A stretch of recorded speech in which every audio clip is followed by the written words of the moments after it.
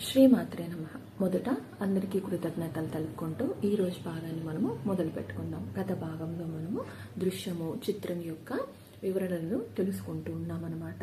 So చిత్రము అనేసి అంటే ఏదైతే గతంలో జరిగిందో దానిని కానీ లేకపోతే భవిష్యత్తులో జరగబోయేదానిని కానీ మనము చూస్తామన్నమాట ఆ చిత్రము ద్వారా. అదే దృశ్యము అయితే భూత భవిష్యత్ వర్తమానాలు మూడింటిని చూస్తాము. అంతేకాకుండా ఏదైతే మార్పు చెందకుండా భవిష్యత్తు ఉంటుందో దానిని మనం చూడగలమన్నమాట. చిత్రంలో అయితే మనము కనిపించినటువంటి భవిష్యత్తుని మనము మార్చుకునే శక్తి ఉన్నది. అదే కాకుండా మనకు అది జరుగుతుందా లేదా అనేసి కూడా మనకు అది జరిగే వరకు కూడా మనకి డౌట్ అంటే సందేహము ఉండనే ఉంటుందన్నమాట. సో మనకందరికీ కూడాను అది చిత్రమా దృశ్యమా అనేది పక్కన పెడితే ఒక అనుభవంగా మనము తీసుకోవాల్సినటువంటి అవసరం ఉందన్నమాట. ఇక్కడ ప్రతి ఒక్కరూ కూడాను వారికి వచ్చేటువంటిది చిత్రమా దృశ్యమా అనేసి సందేహాలు అనుమానాలు అయితే పెట్టుకోవద్దండి. మనకు అది జరిగింది అనేసి అంటే దృశ్యం అవుతుంది, జరగలేదు అనేసి అంటే చిత్రం అవుతుందన్నమాట. మరి ఈ రెండూ కూడా తప్పే కదా, అవన్నీ మన ఊహలు భ్రమలే కదా అనేసి చాలా మంది చెప్తూ ఉంటారు. నిజమే, ఊహకి భ్రమకి కూడా తేడా తెలియకుండా అవి నిజము అనేసి అని వాళ్ళు నిందలు వేయడం అనేది జరుగుతూ ఉంటుంది. ఊహకి అనేసి అంటే మనము ఆటోమేటిక్గా ఏదైతే లేదో దానిని మనము ఊహించలేము, ఏదైతే ఉన్నదో దానిని తిరిగి మనం చూసినప్పుడు గుర్తించగలం అన్నమాట. అంటే గుర్తుపట్టగలం. ఏదైతే లేదు దానిని మనం చూసినప్పుడు దానిని ఊహ అనేసి అని చెప్తూ ఉంటారు. ఏదైతే ఉన్నాదో దానిని మనం తిరిగి చూసినప్పుడు అది గుర్తించడం అవుతుందే కానీ మన భ్రమ అయితే అవదనమాట. కానీ ఊహకి భ్రమకి కూడా వ్యత్యాసం తెలియకుండా ప్రతిదీ కూడాను మనకు ఫలానిది కనిపించింది అని చెప్పగానే నీ ఊహ కానీ భ్రమ అని కానీ అందరూ కొట్టిపడేస్తూ ఉంటారు. దీనికి మనం ఒక ఎగ్జాంపుల్గా చెప్పుకుంటే ఇంకా బాగా అర్థమవుతుంది. మనము కూర్చున్నప్పుడు ఒక ఏనుగు కనిపించింది అనేసి అనుకుందాం. ఆ ఏనుగు కనిపించినప్పుడు త్వరగా గుర్తుపట్టాం. ఎందుకు అనేసి అంటే మనము ఇంతకు ముందే ఏనుగునైతే చూసాం కాబట్టి. మరి కొత్తగా చూసినప్పుడు అదే మొదటిసారి చూసినప్పుడు అది దానిని మనం మొదటగా చూడకనే ఉన్నప్పుడు ఎలా అండి గుర్తుపడతాం? ఏ విధంగా గుర్తుపడతాం? అది తెలియడానికి లేదనమాట. మనము ఊహించుకున్నాము అని అనుకున్నాం.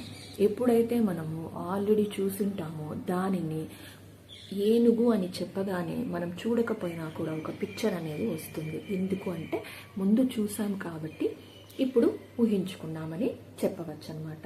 ఇప్పుడు దీనికి ఇంకొక ఎగ్జాంపుల్ చెప్తాను. ఆల్రెడీ అందరికీ పాము గురించి తెలుసు, తాడు గురించి తెలుసు. తాడుని పాము అనుకొని భ్రమపడతాం, పాముని తాడు అనుకొని భ్రమపడతాం. కానీ అక్కడ తాడు కానీ పాము కానీ రెండు కూడా ఏదో ఒకటి ఉంటేనే మనము అలా భ్రమపడడానికి అవకాశం ఉంటుందన్నమాట. అంటే ఉన్నదానిని ఊహించుకుంటూ ఉన్నాం కాబట్టినే అక్కడ లేనిది అంటే తాడుంటే పాము అనుకున్నాము, పాము ఉంటే తాడు అనుకుంటున్నాం. అలా ఉన్నదానిని లేకపోతే లేని దానిని భ్రమిస్తున్నాం కాబట్టినే అది భ్రమగా మనము అనుకుంటున్నాం అన్నమాట, ఊహించుకుంటున్నాం. అక్కడ అసలు తాడు కానీ పాము కానీ రెండూ లేకుండా ఉండి మనము అక్కడ తాడును కానీ పామును కానీ ఊహించుకుంటేనే అది మనకి ఊహ అవుతుందన్నమాట. అక్కడ ఏది లేకుండా మనం చేసే ఆలోచననే మనకి అది ఊహ అవుతుంది. దానినే మనము ఇల్యూషన్స్ అని అంటాం. లేనివి ఉన్నట్లు ఊహించుకోవడం అన్నమాట. ఇక్కడ మీరు బాగా గమనిస్తే ఏనుగు కంటే పాము తాడు విషయంలో మీకు కొంచెం క్లారిటీ వచ్చి ఉంటుంది. కానీ ఏనుగు అని చెప్పినప్పుడు అందరికీ కూడాను ఏనుగనే ఊహా చిత్రం అనేసి వచ్చేసి ఉంటుంది. అలా రావడానికి కారణం ఏమి అనేసి అంటే మన ఊహలో ఉండేటువంటి ఏనుగు బొమ్మ అన్నమాట.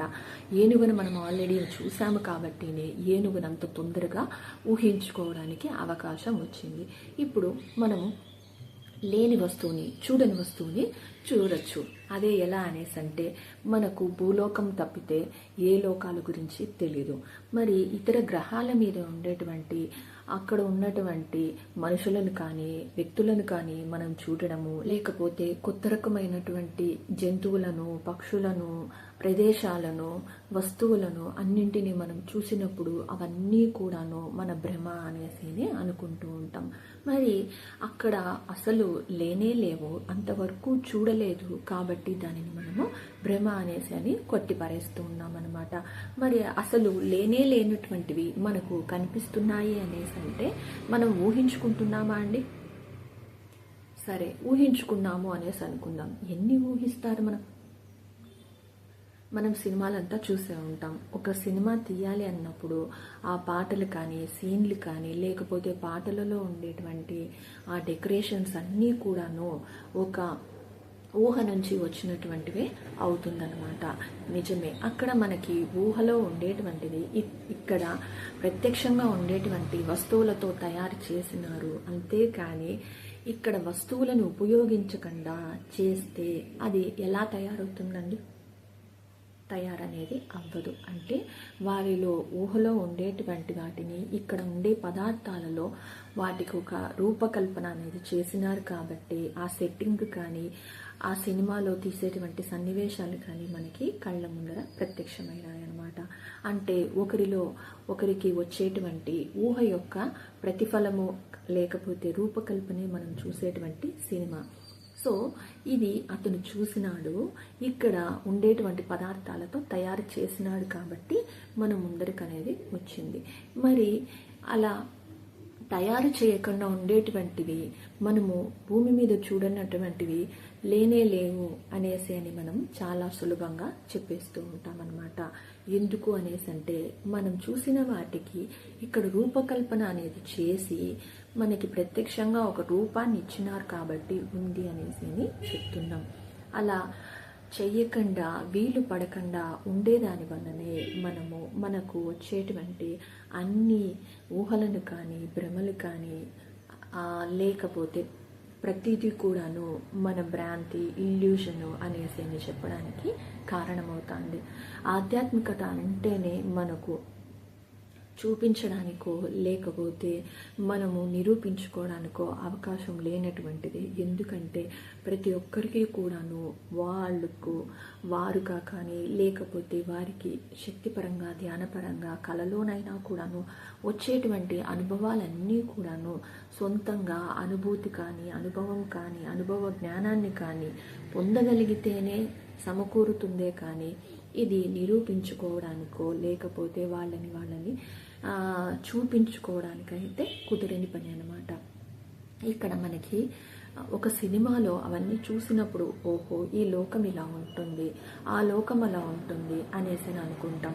దాదాపు మనము సినిమాలలో యమలోకాన్ని, బ్రహ్మలోకాన్ని కానీ, దేవతలు ఉండే విషయాలను కానీ మనము చూసే ఉంటాం అన్నమాట. వాళ్ళు ఆ డైరెక్షన్ చేసినప్పుడు, వాటిని రూపకల్పన చేసినప్పుడు వాళ్ళ మదిలో ఉండేటువంటి ఊహలే అనేసి అని చెప్తూ ఉంటారు. మరి వాళ్ళు భ్రమపడి అయితే కాదు కదా, ఊహలో అయితే ఉండేదాన్ని ఇక్కడ రూపకల్పన చేసినారు. రూపకల్పన చేసిన తర్వాతనే అది భ్రమ కాదు అని చెప్పడానికి కారణమవుతుంది. లేకపోతే వాళ్ళు చెప్పేటివన్నీ కూడాను భ్రమ అనేసి కొట్టి పారేస్తాం కదండి మనమంతా కూడాను. సో అదే విధంగా మనకు ధ్యానంలో కనిపించే ప్రతి ఒక్కటి కూడాను అది ఊహన, భ్రమణ అనేది కూడా మనము నిర్ధారించుకోవాల్సినటువంటి అవసరం ఉంటుందన్నమాట. ఇప్పుడు మన అందరూ ధ్యానంలో కూర్చున్నాము, మెడిటేషన్ చేసేటప్పుడు బుద్ధుడిని చూడాలి అనేసి కూర్చున్నాం. మరి అలాంటప్పుడు ఆల్రెడీ బుద్ధుడిని నేను చూశాను, మరి కళ్ళు మూసుకొని కూర్చున్నప్పుడు బుద్ధుడు కనపడాలి కదండి. మనం చెప్పినప్పుడు మనకు విజన్ వచ్చినప్పుడు మనకు కావలసినటువంటిది, అవసరమైనటువంటిది మనం కోరుకున్నప్పుడు మనం చూడాలి కదండి. అలా కనిపించలేదు అనేసి అంటే మనం ఊహించుకున్నది కనపడలేదు అనే కదా అర్థం. సరే, ఇప్పుడు మనం బుద్ధుడిని చూడాలని కూర్చున్నాము, మనకు బుద్ధుడు కాకుండా శివుడు కనిపించినాడు అనుకుందాం. అలా కనిపించినప్పుడు నేను అనుకోనింది, కోరుకోనింది బుద్ధుడిని, మరి శివుడు ఎలా కనిపించాడు? నేను నా మెదడుకి ఇచ్చిన కమాండ్ ఏంటి? ఇల్యూషన్ అనేసి అన్నాం కదా. సో మన బ్రెయిన్కి మనం ఆల్రెడీ చూసిన వస్తువులనే చూపించే శక్తి అనేది ఉంటుందన్నమాట. అప్పుడే మనము ఒక కమాండ్ అనేది మనం మెదడుకి ఇచ్చాము. అలా మెదడుకి ఇచ్చినప్పుడు మనకు బుద్ధుడు కనపడకుండా శివుడు కనిపించినాడు అనుకుందాం. అక్కడ తిరిగి ఈ అనుభవాన్ని మనం చెప్పినప్పుడు లేదులే బుద్ధుడే కనిపించి ఉంటాడు, నీవు ఆ బుద్ధుడు ఇలా కూర్చున్నాడు కాబట్టి ఆ శివలింగం నీకు బుద్ధుడు ఆకారంలో ఉండేటువంటిది శివలింగం మాదిరిగా కనిపించిందని కూడా కొంతమంది కొట్టిపారేస్తూ ఉంటారనమాట. అది ఒక రకమైనటువంటి విషయం. ఎందుకు అనేసి అంటే మీరు చూసినది తప్పు, మీకు అదే కనిపించింటుంది అనేసి మనకు మనమే అవునా కాదా అని నిర్ధారించుకోలేని పరిస్థితికి కూడా తెచ్చేస్తారనమాట. సో అలా కాకుండా ఒకటి కాకుండా ఇంకొకటి చూసినప్పుడు అది మన ఇల్యూషన్ కానీ భ్రమ కానీ భ్రాంతి కానీ లేకపోతే ఊహ కానీ అవ్వదనమాట. ఇది దృశ్యం కిందకి వస్తుంది. ఎందుకు అనేసి అంటే మనం ఏదైతే చూడాలి అనుకున్నామో అది కాదు మనం చూసినది. ఏదైతే చూపబడాలి, ఏదైతే అవసరమో దానినే మన ధ్యానం కానీ మన ఆత్మ కానీ మనకు ఇస్తుందన్నమాట. సో ఇది దృశ్యం కిందకే వచ్చింది. ఇప్పుడు ఇంకొకటి సందేహం రావచ్చు. ఏమి అనేసి అంటే ఇప్పుడు శివుడు లేదు, బుద్ధుడు లేదు, వీళ్ళందరూ కూడా లేదు, ఒక తెలియని వ్యక్తిని కానీ తెలియని ప్రదేశాన్ని కానీ మీరు చూసినప్పుడు అప్పుడు నేను నమ్ముతాను అనేసి అంటారు. నిజమే, తెలియని ప్రదేశాన్ని కానీ తెలియని వస్తువు కానీ తెలియని వ్యక్తిని గురించి కానీ చెప్పినప్పుడు అది చూసిన వాడికి తప్పితే మిగిలిన ఎవ్వరికీ తెలియదు. అప్పుడు దానిని ఏ విధంగా నిరూపించుకోవాలి అండి వాళ్ళు? అక్కడ నిరూపించుకోవడానికి మనకు సాక్ష్యాలు లేవు, ఆధారాలు లేవు, ప్రమాణాలు లేవు. మరి అలాంటప్పుడు పలాని స్థలాన్ని కానీ ఒక వ్యక్తిని కానీ నేను చూశాను అని చెప్పినప్పుడు కూడా అది మన భ్రాంతి అనేసి కొట్టిపారేస్తారు. ఎందుకు అనేసి అంటే భ్రాంతి, లేనిది ఉన్నట్టు ఊహించుకునేసాం. సో అది భ్రాంతి అయిపోయిందనమాట. ఇలా ప్రతి ఒక్కటి కూడాను ధ్యానంలో వచ్చేటువంటి అనుభవాలని చాలామంది కూడాను ధ్యానంలో వచ్చే అనుభవాలతోనే చిక్కుకోకండి అని చెప్పడానికి కారణము ఎందుకు అంటే వాళ్ళు అక్కడే ఉండిపోకూడదని. అంతేకాని అక్కడే ఉండిపోయి అక్కడ చిక్కుకున్నారు అనేసి అంటే దానికంటే ముందుకి అడుగు వేసేదానికి కష్టపడాలి కాబట్టినే అలా చెప్తూ ఉంటారు. ధ్యానంలో వచ్చే అనుభవాలనైనా ఏది అయినా కూడాను గమనిస్తూ ఉండండి, ముందుకు వెళ్ళండి అని చెప్పడానికి కారణం అన్నమాట. అంతేకాని ఇవన్నీ కూడాను అసత్యము అబద్ధము అనేసి అయితే కాదు. ఇప్పుడు చాలామంది వాళ్ళు మనోమయ శరీరంతో చూసే దృశ్యాలని కొన్నింటిని చూసి మోసపోతూ ఉంటారనమాట. అలా జరిగినప్పుడు వాళ్ళు మనసు చేతిలోనే చిక్కుకుపోతూ ఉంటారు. అవి ఆ చిక్కుకుపోయినప్పుడు అందులో నుంచి బయటకు రావడం అనేది చాలా కష్టం అన్నమాట. అందువలననే ఈ ఇల్యూషన్స్ కానీ భ్రమలు కానీ భ్రాంతుల్లో కానీ ఇరుక్కోకుండా ఉండడానికి మొదటనే వాళ్ళు prevention is better than cure అన్నట్టు అనుభవాలు అనేటివి ట్రాష్ అని చెప్పేయడానికి కారణం అనమాట. నేను అయితే ఈ విధంగా చెప్పడానికి కారణం ఏమి అనేసి అంటే మనకు వచ్చిన ప్రతి అనుభవాన్ని కానీ అనుభూతిని కానీ మనమంతా కూడాను గమనిస్తూ ఉండాలి, దాని నుంచి వచ్చే జ్ఞానాన్ని అర్థం చేసుకుంటూ ఉండాలి, ముందుకైతే వెళుతూ ఉండాలి. అంతేకాని నాకు ఇది కావాలి అది కావాలి అనేసి అని అనుకుంటూ దానిని చూడాలి అనుకుంటూ అక్కడనే అయితే ఉండకూడదనమాట. సో ఈ విధంగా ఇక్కడ మనకి చిత్రం అనేది రాలేదు. ఎందుకు అనేసి అంటే దృశ్యము చిత్రము అనేసి అన్నప్పుడు రెండింటి యొక్క భేదాన్ని అయితే మనం తెలుసుకోమని చెప్పి ముందు భాగంలో చెప్పాను. కానీ ఇక్కడ మనము ప్రతిదీ కూడాను దృశ్యం కిందకే చెప్తున్నాను. ఎందుకు అనేసి అంటే మనకు వచ్చినది మార్పు చెందితే అది చిత్రం అవుతుంది, మార్పు చెందకపోతే దృశ్యం అవుతుంది. కాబట్టినే నేను ఎక్కువ దాని గురించి చెప్పలేదన్నమాట. సో ఇప్పుడు ఇలా దృశ్యాలు వచ్చినప్పుడు మనోమయ శరీరంతో కానీ లేకపోతే భావనామయ శరీరంతో కానీ మనం చూసినప్పుడు కొన్ని శక్తికి సంబంధించినటువంటి దృశ్యాలను మన మనసుతో చూడడం అనేది జరుగుతూ ఉంటుందన్నమాట. అప్పుడు మనలోని భావనలకు తగినట్టుగా మనం చూసేటువంటి దృశ్యము ఆధారపడి ఉంటుంది. అంతేకాకుండా మన భావనలకు తగినట్టుగా దృశ్యంని చూసినప్పుడు ఒక రకం ఉంటుంది, మన మనసులో కలిగేటువంటి మనసు యొక్క దృశ్యాలు వేరేగా ఉంటుందన్నమాట. అంటే మనసు అనేది బయటకు సంబంధించి ఉంటుంది, భావన అనేది లోపలికి సంబంధించి ఉంటుందన్నమాట. సో ఈ విధంగా మనము అక్కడ దృశ్యాలను చూసినప్పుడు ఆ రెండు స్థితులలో మనం చూసినప్పుడు మనకి కొన్ని ఇరుక్కోపోవడానికి లేకపోతే దానిలో నుంచి బయటకి రాలేకపోవడానికి అవకాశాలు ఎక్కువ ఉంటుందన్నమాట. మనమంతా కూడాను స్ట్రక్ అయ్యేది ఈ మనసు దగ్గరనే. శరీరము, బుద్ధి, మనసు, ఆత్మ, అంతరాత్మ. సో ఈ మనసు దగ్గరనే మనము ఎక్కువగా స్ట్రక్ అయిపోతూ ఉంటామన్నమాట. అందుకనేసే దృశ్యాలు అనేటివి వచ్చినాయా ఆహ్వానించండి, రాలేదా సైలెంట్గా గమ్మున ఉండండి అని చెప్పడానికి కారణం అన్నమాట. సో ప్రతిదీ కూడాను మనకు కనిపించేదంతా కూడాను అది దృశ్యమైతే దాని నుంచి మనం పొందేటువంటి జ్ఞానము, అనుభవ జ్ఞానము 3 ఆధారపడి ఉంటుందన్నమాట. మనము ఈ భాగం మొదట్లో చెప్పుకున్నాం.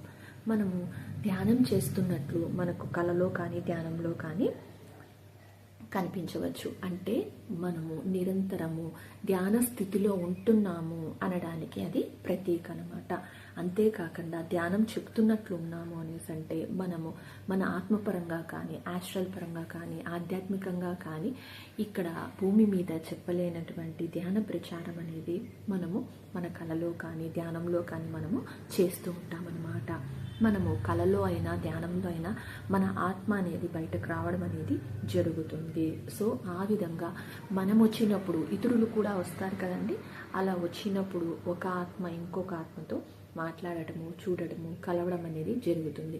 ఏ విధంగా అయితే భూమి మీద మనమంతా కలిసి మాట్లాడుకుంటూ ఉంటామో అదేవిధంగా మనకు ఆత్మలు బయట వచ్చినప్పుడు కూడా వాటి యొక్క మాటలు కానీ కలయికలు కానీ ఉంటుందన్నమాట. సో ఆ విధంగా ధ్యాన ప్రచారం అనేది వాళ్ళు చేస్తూ ఉంటారు. సో మనము ధ్యానంలో కానీ మనలో కానీ మనం ఇటువంటి పనులను చేస్తున్నాము అనేసి అంటే అవి మన ఆత్మపరంగా కానీ లేకపోతే ఇక్కడ మళ్ళీ గుర్తుపెట్టుకోవాలి, మనసు పరంగా చేస్తున్నామా ఎలా అనేది కూడా మనం ఇక్కడ క్లారిఫై అనేది చేసుకోవాలి. ప్రతి ఒక్కటి కూడాను మన ఆత్మ అనేసి మళ్ళీ దాని మీదనే రుద్దేయకూడదు. సో ప్రతిదీ కూడాను ఈ 10 రకాల దృష్టిలు చెప్పడానికి కూడా అదే కారణం. మనము మన భావనలను బట్టి 21 శరీరాలతో కూడాను మనము అనుభవాలను మనం తీసుకుంటూ ఉంటామన్నమాట. ఇక్కడ మనకు భ్రాంతి, భ్రమ, ఊహ అనేటివని మనము అనుకుంటూ ఉన్నవన్నీ కూడాను ఏది అని మనకు మనమే నిర్ధారణ చేసుకోవాల్సి ఉంటుంది. సరే, ఇది చాలా కష్టం. ఎందుకు అనేసి అంటే మనకు వచ్చినది ఊహ అనేసి అనుకుంటే లేనిది మనం ఎప్పుడూ కూడా ఊహించలేము. ఏదైతే ఉన్నదో మన కంటికి కనిపించకన్నా కూడా ఉండేటువంటివి ఉన్నాయో దానినే మనం చూసినప్పుడే దానిని మనము భూమి మీదకి తీసుకొని రాగలం. అదే మనం సినిమా ఎగ్జాంపుల్ చెప్పుకున్నాం కదా, లేని వాటిని, కంటి కనిపించని వాటిని మన ఊహలతో, మనసుతో కానీ లేకపోతే మన కంటికి కనిపించని లోకాలను కానీ మనము చూసి ఇక్కడికి తీసుకొని రాగలం. అది ఊహ అవుతుంది. ఎందుకంటే అది లేదు కాబట్టి. భ్రమ, ఏదైతే తాడుని పాము అనుకున్నామో, పాముని తాడనుకున్నామో, లేకపోతే పాముని కానీ తాడుని కానీ చూసి దానిని గుర్తించగలుగుతున్నాము అనేసి అంటే అది భ్రమ అవుతుందన్నమాట. ఇక్కడ లేనిది మనము ఊహించుకోవడానికి లేదు. దానినే అలా ఊహించుకుంటున్నాము అనేసి అంటే అది మనకు భ్రాంతి అవుతుంది. దానినే మనం ఇల్యూషన్స్ అని అంటాం. సో ఇక్కడ లేనిది మనం ఊహించుకున్నాం కాబట్టినే ఇల్యూషన్ అనడానికి కారణమైంది. ఇప్పుడు మరి ఒక సినిమా తీసినప్పుడు అందులో సెట్టింగ్స్ కూడా భూమి మీద లేవు కదా అనేసి అంటే భూమి మీద లేవు, కానీ దానిని సృష్టించినది, నిర్మించినది, ఆ పాటను కానీ ఆ సినిమాని కానీ తీసినటువంటి వ్యక్తి యొక్క మనసు నుంచి కానీ భావనామయ శరీరం నుంచి కానీ అవి సృష్టింపబడినాయి అన్నమాట. అంటే అక్కడ సృష్టి జరిగినది, దానిని ఇక్కడ ఇంప్లిమెంట్ చేశారనమాట. దానిని ఇక్కడ మనకి రూపకల్పన అనేది జరిపించబడింది. అందుకనేసనే అది ఇక్కడ మనకు కనిపించడానికి కారణమైంది. అలా మనము మన చేతనైనంత సృష్టించగలిగినప్పుడే వాటికి ఇక్కడ రూపకల్పన అనేది జరుగుతుంది. అంటే మన మనోమయ శరీరంలో కానీ భావనామయ శరీరంలో కానీ వాటిని సృష్టించడం అనేది జరిగింది. అంతేకాకుండా కొంతమంది ఇతర లోకాలను కానీ ఇతర వ్యక్తులను కానీ ఈ భూమి మీద కాకుండా ఉండేటువంటి వాళ్ళని చూసినప్పుడు కానీ అది మనోమయ శరీరం, భావనామయ శరీరంతో కాకుండా వాళ్ళు చూసినట్టయితే అది కంటికి కనిపించని శక్తులను కానీ, కంటికి కనిపించని లోకాలలో ఉండేటువంటి వ్యక్తులను కానీ, ఆ పరిసరాలను కానీ వాళ్ళు చూసినట్లనమాట. సో ఆ విధంగా చూసి వాళ్ళు మనకి సినిమాల రూపంలో కానీ, లేకపోతే కథల రూపంలో కానీ చెప్పినప్పుడు, మనము చూసినప్పుడు అవి మనకి కొత్తగా అనేది ఉంటుందన్నమాట. ఎందుకు అనేసి అంటే కంటికి కనిపించినవన్నీ కూడాను మనము చూడడానికి లేదు కాబట్టి, ఆధారాలు లేవు కాబట్టి మనము నమ్మడం అనేది జరగదన్నమాట. సో ఈ విధంగా మనకు వచ్చే దృశ్యాలన్నింటినీ కూడాను చిత్రాలు, చిత్ అనగానే ఆలోచన యొక్క రూపకల్పన అనే విషయాలను కూడా మనము తెలుసుకోవాల్సినటువంటి అవసరం ఉంటుందన్నమాట. సో మనము ఈ దృశ్యము దోషము అని చెప్పడానికి కారణము ఇప్పుడు మీకు అర్థమైందనుకుంటున్నాను. సో ఈ విధంగా మనము దృశ్యము, చిత్రము, భ్రాంతి, భ్రమ, ఊహ ఇలా ఏ రకాలైనా కానివ్వండి, ప్రతిదీ కూడాను మనకు కనిపించినది అనేసి అంటే ఫస్ట్ మనము దానిని నమ్మగలగాలి. ఎందుకు అనేసి అంటే చూసినది మనమైనప్పుడు, దానిని మనమే నమ్మలేనప్పుడు మనల్ని ఎప్పుడూ కూడా నమ్మలేమన్నమాట. అలా అని లేనిది భ్రాంతి కానీ, భ్రమ కానీ, ఊహలో కానీ ఉంటూ అదే శాశ్వతము అనేసి అనుకున్నప్పుడు మనకు ఆటోమేటిక్గా అందులో ఇరుక్కుపోవడానికి అవకాశాలు ఉంటుంది. అందుకని ఏది వచ్చినా కూడాను అది ఒక అనుభవం కింద తీసుకొని ముందుకి వెళ్ళడం అనేది మాత్రం చేయవలసినటువంటి పని. ఇది బాగుంది, ఇక్కడే ఉంటే బాగుంటుంది, ఇలా చేస్తే బాగుంటుంది అనే విషయాలను మనము అనుకుంటూ ఉండే వరకు అక్కడనే ఉంటామన్నమాట. ఏ విధంగా అయితే స్విమ్మింగ్ పూల్లో దిగితే మనకు ఉండేటువంటి ఆ 4 గోడలే మనకు పరిధి అవుతుందో, ఆ విధంగా అక్కడనే మనం ఈత కొట్టడానికి కానీ, ఇరుక్కుపోవడానికి కానీ అవకాశం ఉంటుంది. జ్ఞానం అనేది సముద్రం అంతా కాబట్టి మనం తెలుసుకుంటూ పోతూ ఉండాలే కానీ ఒక్క చోటనే ఆగకూడదు, అక్కడనే అయితే ఉండకూడదు. సో తర్వాత భాగంలో మనము ఈ దృశ్యము, దోషం గురించి చెప్పుకుందాం. అప్పటి వరకు కృతజ్ఞతలు ఫ్రెండ్స్. Thank you.